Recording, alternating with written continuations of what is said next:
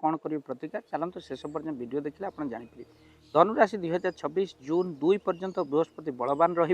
बहुत भल रही 2026 जून मस पर्यंत आप डाउन चलो क्या अष्टम घरे आपंकर रे बृहस्पति स्वास्थ्य भल विद्यार्थी मान सबलता रही लव लाइफ जून मस पर्यंत अतिशय भल चलो वैवाहिक जीवन सुखमय हम आप गुरु शुद्धि योग रही जो मैंने वैवाहिक जीवन बीतौन से सुखमय हम बह जो मान बह हो सहित धार्मिक कार्य आपंकर मन बढ़